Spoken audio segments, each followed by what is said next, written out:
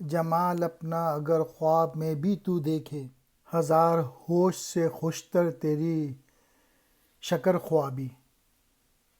اگر تو خواب میں بھی تجھے پتہ چل جائے کہ تیرے پاس اللہ تعالیٰ نے جو تجھے ہنر دیا ہے یا تیرے اندر جو پوٹینشل دیا ہے، جو چیزیں تو دنیا میں حاصل کر سکتا ہے، اور اللہ تعالیٰ نے جو تجھے اپنے کمالات سے نوازا ہے، اگر تو ان کو جلوہ خواب میں بھی دیکھ لے تو تیری میٹھی نیند ہزار بیداریوں سے بھی بہتر ہے۔